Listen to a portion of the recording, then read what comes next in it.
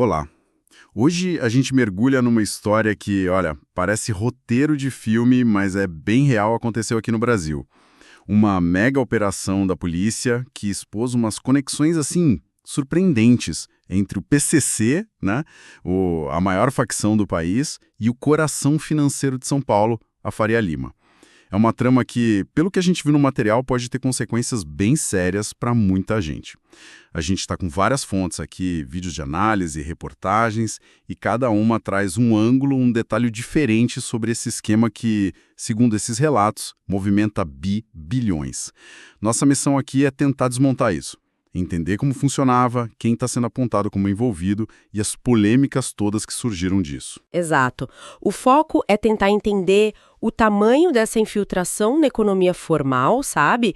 E as perguntas que isso levanta sobre o sistema financeiro, a política, até a segurança pública. Tudo baseado, é claro, no que as fontes que a gente analisou contam.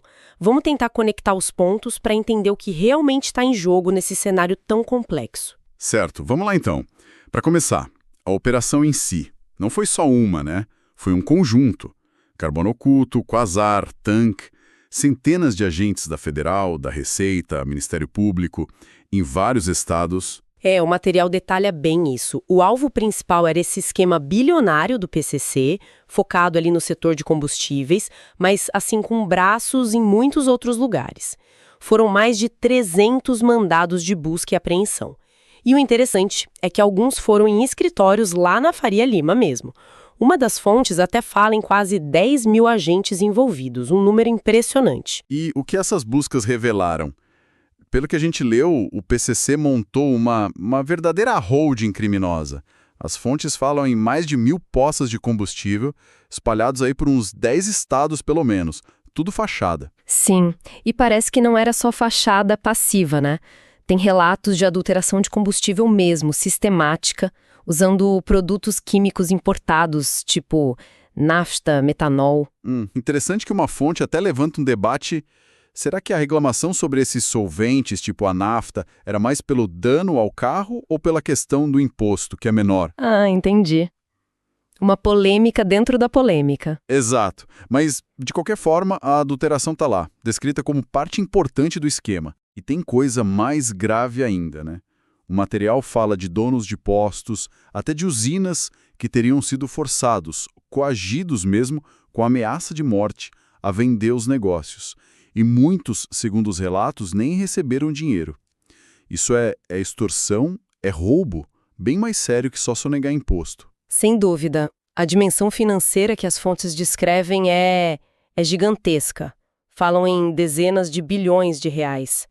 Uma análise estima que só a rede de postos pode ter gerado mais de 50 bilhões de reais.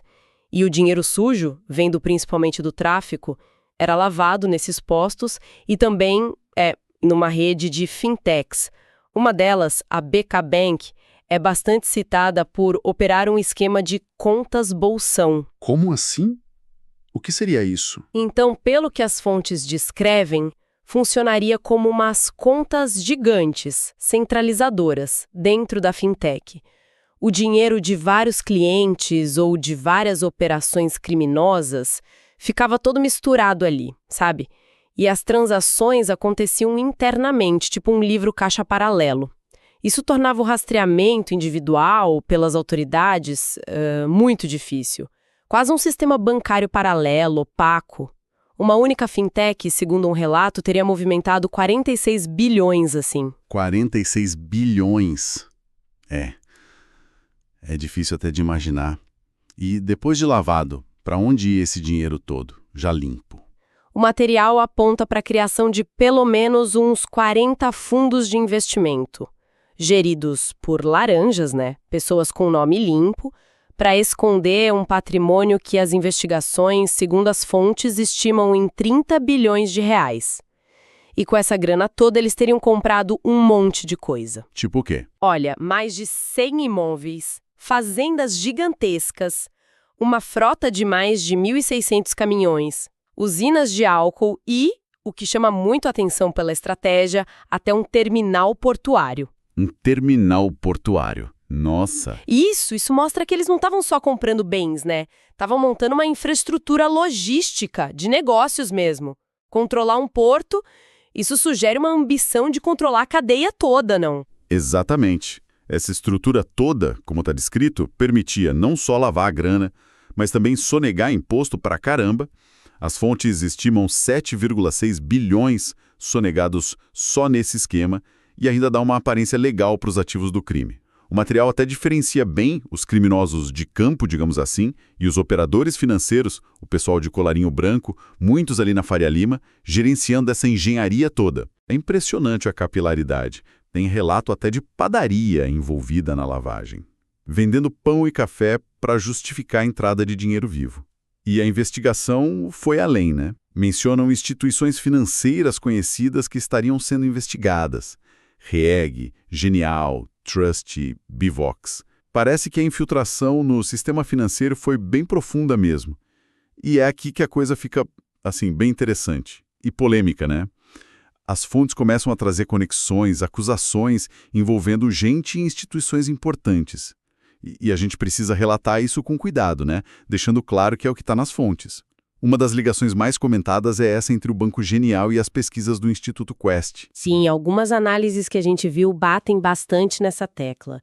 O Banco Genial, que está na mira da investigação por suposto envolvimento nesse esquema financeiro do PCC, é também quem financia as pesquisas da Quest. E essas fontes destacam que as pesquisas da Quest, muito divulgadas pela Globo, consistentemente mostravam Lula na frente do Bolsonaro.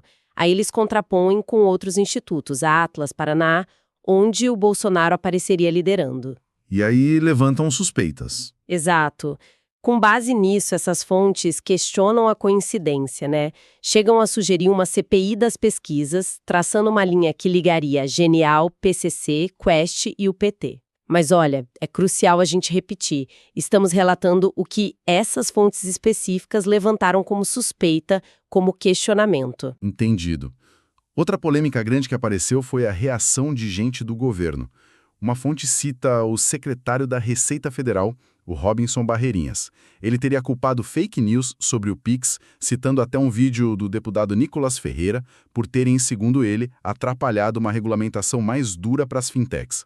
Regulamentação essa que, na visão dele, poderia ter evitado o esquema. Ele disse que uma instrução normativa saiu em setembro de 2023 para valer em janeiro de 2024 para equiparar as fintechs aos bancos em transparência, mas que teve que ser revogada por causa desses ataques, como ele chamou. Mas aí outras fontes contestam isso, certo? Fortemente. O argumento contrário é que o esquema já vinha rolando há anos, tipo de 2020 a 2024 pelo menos. Bem antes dessa polêmica específica do Pix no início de 2024. Então essas outras fontes questionam se a fala do Barreirinhas não seria uma tentativa de, justificar uma falta de ação anterior da Receita e, ao mesmo tempo, talvez empurrar uma agenda de maior controle sobre o Pix de gente pequena, ou o Drex, o Real Digital que está vindo aí. A crítica é tipo, por que se preocupar com os R$2.000 da manicure e não com os 30 bilhões da facção que passaram batido por tanto tempo? Exatamente essa crítica. Acusam a fala de ser uma manobra para tirar o foco do problema real, sabe? Além disso, uma das fontes até fala num suposto diálogo cabuloso entre o PT e o PCC lá atrás. Alega que teriam áudios provando uma simpatia mútua. Mais uma vez, né? A gente só reporta o que a fonte alega ter. E olhando de uma forma mais geral, várias fontes acabam concordando num ponto, que foram anos de omissão, talvez até conivência, de setores do Estado que permitiram o PCC chegar nesse ponto. Uma análise bem direta afirma que não existe crime organizado sem participação do governo, dizendo que esses grupos precisam de lei fraca, vista grossa, até respaldo. Outra fonte lembra a origem do PCC, né? Lá em 93, depois do Carandiru, dentro de um presídio em Taubaté, como um grupo de autodefesa, mas que cresceu de um jeito exponencial. E as consequências disso tudo podem ir além do Brasil, né? Falando no interesse do FBI, possibilidade de sanção comercial dos Estados Unidos usando a tal Seção 301. O que é isso exatamente? A Seção 301 é uma ferramenta da lei comercial americana que permite ao governo deles impor sanções a países que eles consideram que têm práticas comerciais desleais ou que prejudiquem interesses americanos. Nesse caso, as fontes especulam que essa percepção de facilitação ou leniência com crime organizado lavando dinheiro internacionalmente poderia ser o motivo. Entendi. E falam também, embora não confirmado oficialmente, daquela suposta revogação do visto americano do ministro Lewandowski. Algumas fontes leem isso como um sinal de alerta de Washington e citam o senador Marco Rubio, lá nos Estados Unidos, que estaria de olho em como o setor financeiro aqui na América Latina pode estar facilitando o crime. E ainda nessas conexões internacionais, uma fonte específica vai bem além, né? Sim, essa fonte traz uma tese bem abrangente. Liga o financiamento de pautas de esquerda e de legalização de drogas por figuras como George Soros e a família dele ao cenário maior do crime organizado e sua influência política. Até menciona a visita recente do Alex Soros ao Brasil, encontro com Haddad, como parte desse contexto. É uma alegação forte, controversa, que está lá numa das análises que a gente viu. Internamente no Brasil, qual o impacto real dessa operação no PCC? Esse bloqueio bilionário enfraquece mesmo a facção? As fontes parecem divergir nisso. Exato. Tem um debate aí no material. Alguns mencionam o tal assalto Flix, que seria o sistema de apoio financeiro para as famílias dos presos. Algo super importante para eles e que depende desse dinheiro. A dúvida é se esse baque financeiro, mesmo sendo enorme, é suficiente para desestruturar uma organização tão grande e espalhada, ou se é só um arranhão. E tem o receio, né, que algumas análises apontam, se o PCC enfraquece, será que outras facções, tipo o Comando Vermelho, não ocupam o espaço? Isso tudo levanta umas questões mais profundas, né? Sobre o sistema mesmo. Como é que o PCC conseguiu entrar tão fundo na Faria Lima? Foi uma infiltração planejada? Ou foi a própria dinâmica do mercado, talvez com um controle frouxo, ou até uma certa conveniência que facilitou? Essa é a pergunta de milhões, né? Que aparece em várias análises. Questiona-se muito a atuação dos órgãos reguladores, Banco Central, CVM. Uma fonte argumenta de forma bem direta que um esquema desse tamanho, com bilhões, fundos, fintechs operando na margem, seria quase impossível sem algum nível de falha grave ou até conivência dentro da estrutura financeira formal. Sugere que o que apareceu pode ser só a pontinha do iceberg. E reacende o debate da guerra às drogas, né? Com certeza. Mostra o poder econômico imenso que o tráfico continua gerando e conseguindo infiltrar na economia legal, apesar de tudo. Várias fontes que a gente viu usam o termo narcoestado, mas com uma ressalva importante. Não é mais aquele modelo antigo, sei lá, Colômbia dos anos 80. A comparação é com uma versão moderna, high-tech, o crime organizado usando a linguagem e as ferramentas do capitalismo financeiro. Fintech, fundo de investimento, buscando até IPO. Uma fonte usou uma imagem forte, um narcoestado de terno slim fit. É uma imagem poderosa mesmo. Sugere essa transformação do crime que agora imita e se mistura com as estruturas corporativas e financeiras mais sofisticadas. Então, para resumir o que a gente viu nas fontes, o quadro é alarmante. Uma facção criminosa agindo como uma megacorporação, lavando bilhões bem no centro financeiro do país. Alegações e investigações que apontam para envolvimento ou omissão em várias esferas, financeira, política, estatal, e tudo isso gerando polêmicas complicadas. Acusações, um clima de incerteza. A escala que descrevem é de fato impressionante. Vai desde a ponta lá, posto de gasolina, padaria, até o topo da cadeia financeira, com o fintech, fundo bilionário, investimento no agro e infraestrutura portuária. As conexões com política e finanças que as fontes levantam, confirmadas ou não ainda, são profundas e, sinceramente, perturbadoras. O que fica claro é o nível de sofisticação, a capacidade de penetração que o crime organizado atingiu, se misturando com a economia formal e, potencialmente, segundo alguns relatos, com estruturas do próprio Estado. E fica essa reflexão no ar, né? Proposta por uma das fontes. Será que essa mega operação, por maior que seja, é só a ponta do iceberg mesmo?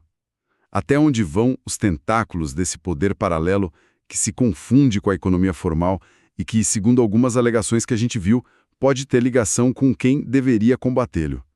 É uma questão bem incômoda para o presente e para o futuro.